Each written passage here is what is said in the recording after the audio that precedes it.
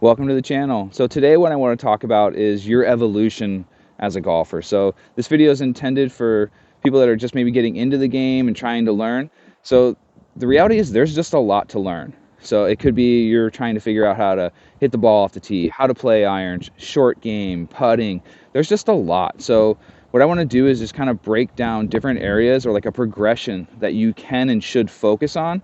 So you just put your time effectively into one important aspect that's going to build on to the next. Hopefully that's going to help you get better at golf quickly and enjoy the game more. All right, so the first most important thing that I want you to focus on, and I want you to focus on this all the time, is always be putting.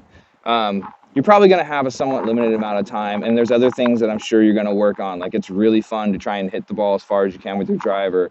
I get it. We've all been there. To get better at golf, to make it more enjoyable, if you have, say, a couple hours a week that you're practicing, every time you go to the course, at least spend 15 minutes with this at the end. You should always be putting. It's the club you're going to use on every hole. It's what is going to make you a good golfer. People do not score well if they can't putt well. So that's the most important thing, no matter what else it is that you're working on in the next steps I talk about. At the end of whatever practice session you're doing, at a minimum, take 15 minutes and work on your putting. All right, so the second thing that's kind of your step in progression to really focus on, or really I guess the first, because you should always be putting, is fundamentals. So like I already did a video on like grip and some basic fundamentals that you can check out, but make sure your grip's right. That's probably one of the most important things. But after that, like get an alignment stick, get a club. When you're practicing, always have a target. Don't just hit golf balls on the range without having a target. You're not doing yourself any favors. Put down the alignment stick or put down the club so you can always make sure and practice squaring up to your target. So that way you start to feel on the course, because you can't do this on the course. So you got to build a habit of what it looks like, what it feels like. Always practice with those fundamentals. And the other thing I want you to do is, especially if you're newer, I want you to focus on getting distance. Like, not nearly as concerned with, hitting exactly at the target the way you want. Like when you're a newer golfer, I want you to focus on learning how to hit the ball as far as you can.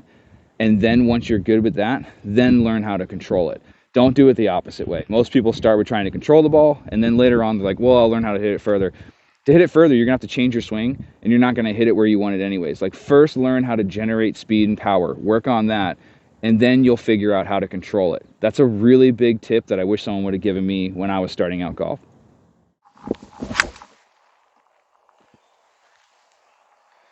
That's a good little 8-iron. Just hit a little 5-iron here.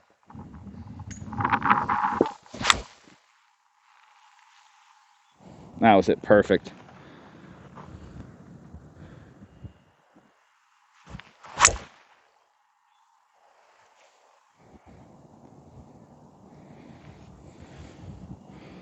All right, so at this point, we're putting all the time, which is absolutely important. We are swinging the club fast. We've learned how to get distance. This next part is the next evolution of it. Now you need to learn how to control it, right? And the most important thing is knowing your distances, and like truly knowing your distances.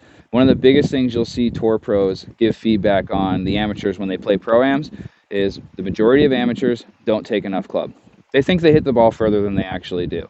And this is, in today's world, it's kind of silly because we have so much technology to tell us exactly how far we're hitting it. Like when I was a kid growing up, you really did kind of have to guess. But nowadays, there's not really much of an excuse for it. If you have a rangefinder, when you go to the range, once you figured out how to get distance, now you need to range find every target you're hitting at and watch where that ball is landing. Make sure you know your distances. You can go to PGA Tour Superstore or Golf Galaxy and rent one of their bays for a pretty cheap amount and actually go through your bag and hit all of your clubs and hit 10 shots with each of them and get your average distance for that club. What I do is I literally write that down in a book and take a picture of it. So like I have on the golf course with me at all times a journal of my average distances that I hit all of my clubs, because they're not all spaced evenly. They just aren't.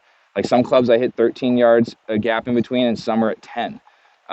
So like I have it down that much, and it's really easy to do nowadays. Like I said, you can rent a bay at PGA Tour Superstore for like $20 for an hour and get ball data and know exactly how far your average shots are with all of your clubs.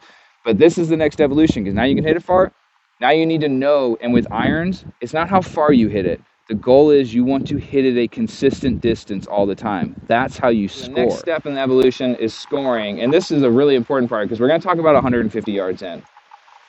The way I want you to go about this in terms of practicing, again, rangefinder, really nice to have, because when you go to the range and you get your bucket of balls, the first thing I want you to do is pick out these kind of beat up golf balls, okay? You save the pearls for your driver, the best balls. I dump them all and I instantly pick out all the beat up balls. And that hopefully gives me like 20 balls at least. I set those to the side. What I do at the end of all of my range sessions is I start picking targets that are about 150 yards in, and I laser them off and I'll pick it. So even with some of these golf balls that maybe are 70 yards away, I'll go range one and find it. And then I'll take shots and I'll hit to that distance like you would on the course. Like you're going to have, say, 80 yards in on a hole. Well, you need to practice that. You need to know how to hit an 80-yard wedge as opposed to a 60-yard wedge, as opposed to a 40-yard wedge. And the way to do that is you want to incorporate that into your practice sessions at this point. And just pick the balls that are kind of junky and hit them with those, because they don't need to fly a big distance. Like I save all the best balls for the driver because it's going to fly the furthest and it's going to be the most accurate. All right, so the last thing I want to talk about, and this is really important because at this point you should be pretty confident with your game. You've got distance, you know how to control it, short game's good. This is where you're going to either score really well or not. And I'm going to talk about course management. It's all a head game. You can be a really good ball striker. You can putt well, and you can still have some blow up rounds. And for me, a lot of times when it's that blow up round, I was making silly mistakes that I shouldn't have made. There's no other really way to say it. Like if you can control the ball the majority of the time and your distances, you should play good golf. And what I mean by that is if you look right over here, this is the first hole. It's a short par 4. You can probably tell even the wind is screaming right now from right to left. There's out of bounds to the left. There's out of bounds to the right. It's kind of a tight hole. There's actually water over there that you can't even see. So what's important with this one, it's a short par 4. I never hit driver on that hole. There is absolutely zero reason for me to hit driver on that hole. What I'll usually do is I'll hit a 4-iron. Because it leaves me a wedge into it in the first place. Now, like people will do that though. With all that out of bounds over there, like you might be tempted to hit a driver because it looks cool and there's good things going on. Well, even if you hit it good, that's great. But all you really did was bring an opportunity for you to be hitting 3 off the tee. Because if you hit it out of bounds, it's stroke and distance.